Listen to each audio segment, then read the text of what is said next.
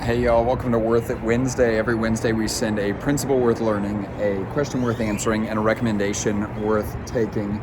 Today's principle is that there's a difference between serving someone and pleasing them. And so the reason why I think this is important for all of us to understand is because we believe that if someone depends on you, then you are a leader.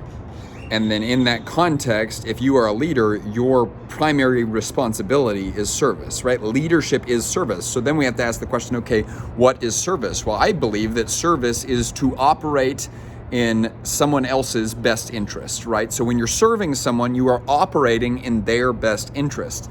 Now, it's in that context that we have to recognize that a lot of times what is pleasing to someone is not necessarily serving them, especially in the realm and context of leadership.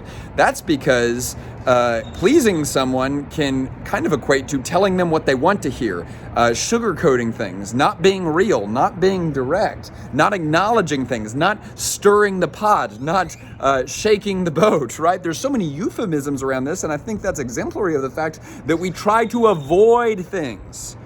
And when we avoid things, we abdicate our responsibility of serving people. So where I see this show up is sometimes I see leaders who have people on their team that are high performers that probably don't fit in with the core values, but they choose not to confront it, not to acknowledge it, just because they don't want to ruffle any feathers. And we will literally say this, and I'm capable of this too, right?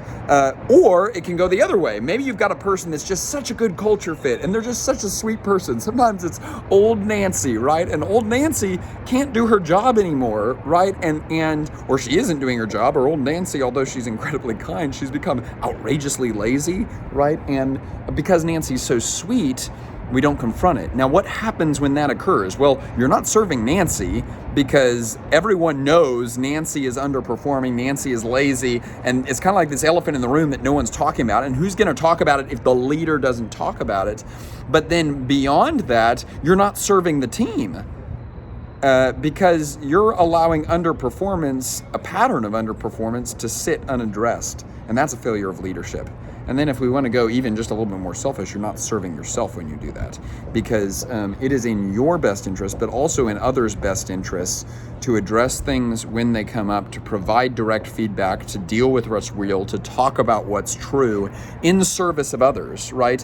Now, they may not feel like they're being served in the short term, but there's a difference between instant gratification and delayed gratification. And it may even result in someone not working with you, the desire to serve them, but that's the type of thing that could change their life, right?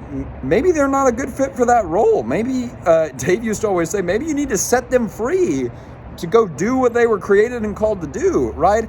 And who are you to keep them in a role that they don't fit in, because you're going to live in lies, not dealing with what's real? That's a failure of leadership. So, a little bit of an intense one. The recommendation on today's email is a movie recommendation. I'm telling you, you need to watch this movie. And if you're a person that likes to work and write to soundtracks, you need to listen to the soundtrack too. We're rooting for you. We want to see you win. Remember, there's a difference between serving someone and pleasing them, and strength is for service. Let's go, let's go, let's go.